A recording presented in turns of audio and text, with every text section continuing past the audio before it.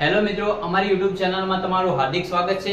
મિત્રો, આજે હું વાત કરવાનો છું જે ગુજરાત સરકાર દ્વારા જે સબસિડીની જાહેરાત કરવામાં આવે છે તેના જે ઓનલાઈન અરજીના ફોર્મ છે તે તમે તમારા મોબાઈલની અંદર કઈ રીતે ભરી શકશો એના વિશે હું તમને વિગતવાર સમજાવવાનો છું। તો મિત્રો, વિડીયોમાં તમે પહેલી વાર છો તો અમારી ચેનલને સબસ્ક્રાઇબ કરી લો જેથી અમારી ચેનલના જે નવા વિડીયો આવે તે તમને સૌપ્રથમ જોવા મળે। અને હા મિત્રો, એની જે 21 થી જે 30 તારીખ છે ત્યાં સુધી તમે એની અરજી કરી શકશો અને એના જે ડોક્યુમેન્ટ છે તમારું આધાર કાર્ડ, રેશન કાર્ડ, તમારી બેંકની પાસબુક અને જે 8 આનો જે તમારો જમીનનો નમૂનો છે એની તેમાં જરૂર પડવાની છે। આ જે ફોર્મ છે તે તમારે ઘરે બેઠા તમારા મોબાઈલથી અથવા કમ્પ્યુટરથી કઈ રીતે તમારે અરજી કરવી જાતે જ એના વિશે હું તમને વિગતવાર સમજાવવાનો છું। તો વિડીયોને અંત સુધી જોવા માટે વિનંતી। તો ચાલો વિડીયોને શરૂ કરીએ।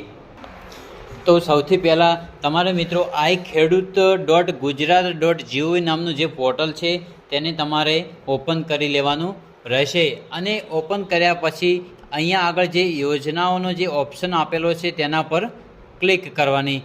જેવી તમે એના પર ક્લિક કરશો એટલે થોડી પ્રોસેસ લેશે।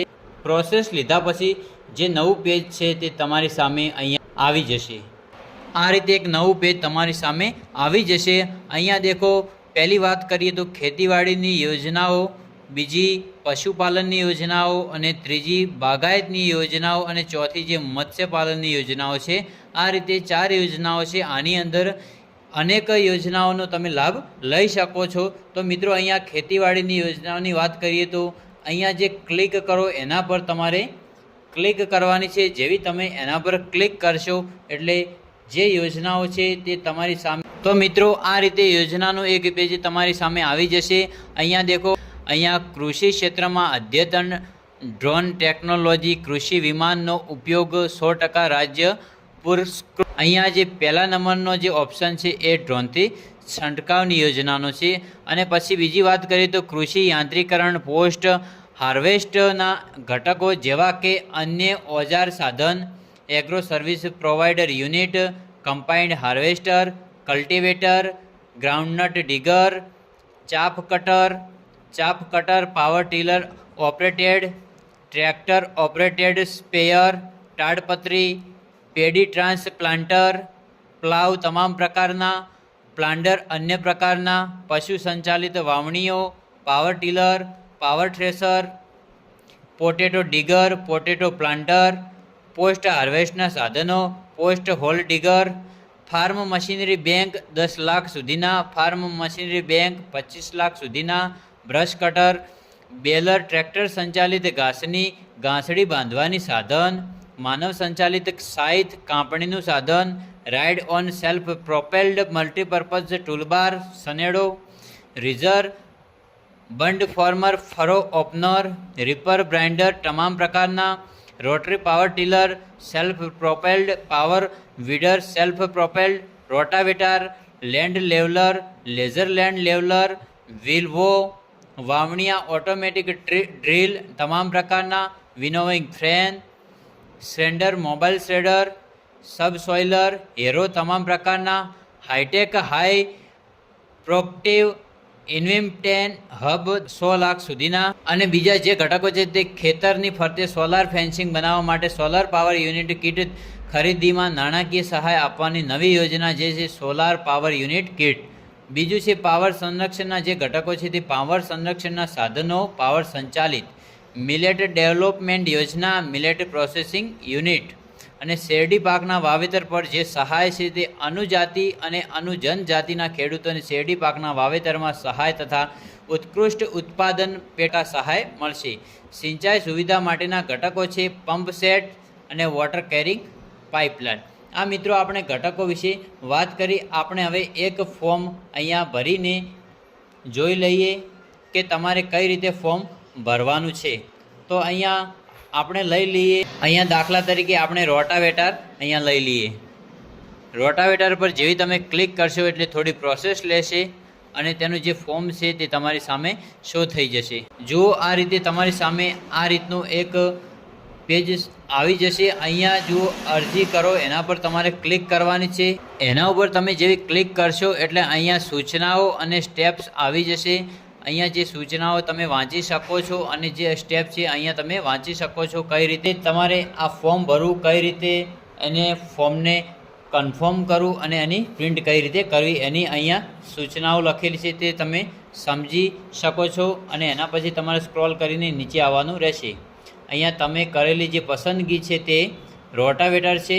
મિત્રો તમારે અહીંયા તમે રજિસ્ટર અરજદાર છો એના પર જે પસંદ કરો એના પર ક્લિક કરવાની છે અને અહીંયા તમારે ના પર ક્લિક કરવાની છે અને પછી આગળ વધવા ક્લિક કરો એના પર તમારે ક્લિક કરવાની છે।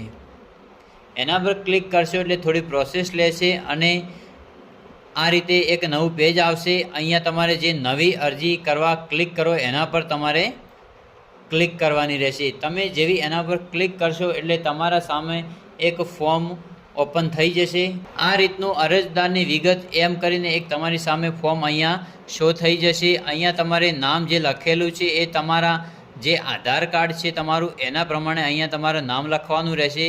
એના પછી પિતાનું અને પત્નીનું જો ફોર્મ ભરતા હો પત્નીના નામે તો એના પતિનું નામ આવશે અને પિતાના નામે ભરતા હો તો પિતાનું નામ આવશે અને અટક જે તમારી છે અહીંયા લખવાની રહેશે।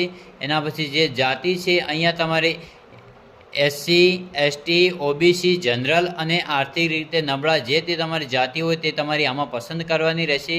અને બીજું જે છે લિંગ એમાં તમારે પુરુષ અથવા સ્ત્રી જે પુરુષના નામે ભરતા હો તો પુરુષ સિલેક્ટ કરવાનું અને સ્ત્રીના નામે ભરતા હો તો સ્ત્રી સિલેક્ટ કરવાનું। બીજું કે જિલ્લો અહીંયા જિલ્લો પસંદ કરો એમાં તમારા જે જિલ્લા છે અહીંયા આવી જશે। તમારો જે જિલ્લો હોય તે તમારે અહીંયા સિલેક્ટ કરી લેવાનો। જિલ્લો સિલેક્ટ કર્યા પછી મિત્રો તમારે અહીંયા તાલુકો જે તાલુકાનો જે ઓપ્શન છે એના પર તમારે ક્લિક કરવાની રહેશે। જેવી તાલુકા પર ક્લિક કરશો એ રીતે તમારો જે અહીંયા તાલુકો છે તે તમારે અહીંયા સિલેક્ટ કરવાનું રહેશે। અહીંયા તમારે તાલુકો તમારો સિલેક્ટ કરી લેવાનો। તાલુકો સિલેક્ટ કરશો એટલે અહીંયા ગામનો ઓપ્શન આવશે। તમારે અહીંયા તમારું ગામ પસંદ કરી લેવાનું છે। જે તમારું ગામ હોય તેને તમારે સિલેક્ટ કરી લેવાનું। આ મિત્રો જે વિડીયો છે એ ખાલી ઉદાહરણ માટે જ બનાવેલો છે। અહીંયા તમારે તમારું ગામ પસંદ કરી લેવાનું છે। જે તમારું ગામ હોય તે તમારે અહીંયા પસંદ કરી લેવાનું। ગામ પસંદ કર્યા પછી તમારું જે અહીંયા સરનામું છે તે સરનામું એક લાઇનમાં અહીંયા લખી દેવાનું છે। બીજું તમારું અહીંયા જે પિનકોડ અહીંયા મિત્રો જે પિનકોડ છે અહીંયા તમારે નાખવાનો રહેશે। પિનકોડ નાખ્યા પછી અહીંયા એક બીજો ઓપ્શન છે દિવ્યાંગ છો કે કેમ અહીંયા પસંદ કરવાનું। દિવ્યાંગ હોય તો હા અને જો ના હોય તો ના। જો તમે અપંગ છો તો હા કરવાનું છે અને જો નથી તો ના કરવાનું છે। પછી તમારી ઈમેલ આઈડી તમારે અહીંયા નાખવી તો નાખી શકો છો। અને બીજું અહીંયા ખેડૂતનો જે પ્રકાર છે તેમાં નાના સીમાંત અને મોટા જે હોય તે તમે પસંદ કરી શકો। એના પછી મિત્રો વાત કરીએ મોબાઈલ નંબરની તો તમારે અહીંયા તમારો મોબાઈલ નંબર નાખવાનો છે। પછી અહીંયા જે આધાર નંબર લખેલું છે ત્યાં તમારો આધાર નંબર નાખીને અહીંયા રાઈટ ક્લિક કરવાની છે। એટલું કર્યા પછી મિત્રો તમે આત્માનું રજિસ્ટ્રેશન ધરાવો છો તો તમારે ના કરવાનું છે।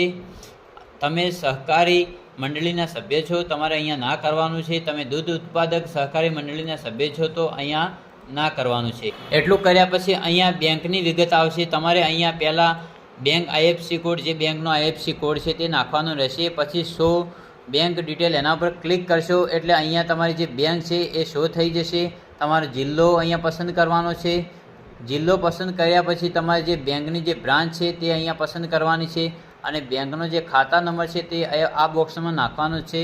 અને પછી કન્ફર્મ બેંક ખાતા નંબર પર ફરીથી તમારે અહીંયા ખાતા નંબર નાખવાનો છે અને અરજદારનું નામ જે બેંક પ્રમાણે છે બેંકની પાસબુકમાં તે અહીંયા નાખવાનું છે અને જે અરજદારનું સરનામું બેંકની પાસબુકની અંદર છે તે અહીંયા અરજદારનું સરનામું નાખવાનું છે।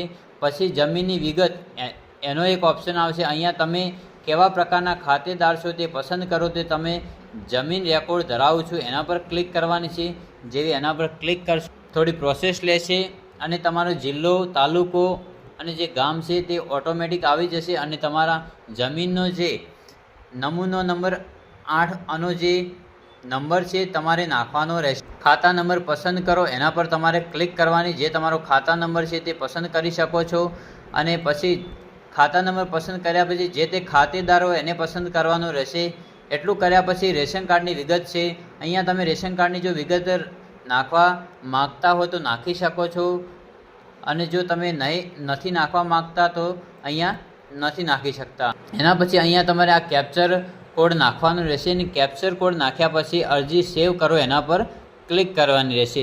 જેવી અરજી સેવ કરો એના પર ક્લિક કરશો એટલે એક અરજી નંબર તમારી સામે આવી જશે અને તમારે કોપી કરી લેવાનો છે અને પછી તમારે અરજી અપડેટ કરો એના પર ક્લિક કરવાની છે। જેવી તમે અરજી અપડેટ કરો એના પર ક્લિક કરશો એટલે આ રીતનું પેજ તમારી સામે આવી જશે અને અહીંયા જે કેપ્ચર કોડ છે એ કેપ્ચર કોડ તમારે અહીંયા નાખવાનો છે અને પછી શોધો એના પર ક્લિક કરવાની છે। તો ફરીથી જે તમે ફોર્મ ભર્યું હતું તમારી સામે આવી જશે અને ફોર્મને તમારે સબમિટ કરી લેવાનું છે। જેવું તમે સબમિટ કરશો એટલે અહીંયા જે અરજી કન્ફર્મ કરવા અહીં ક્લિક કરો એના પર ક્લિક કરવાની છે।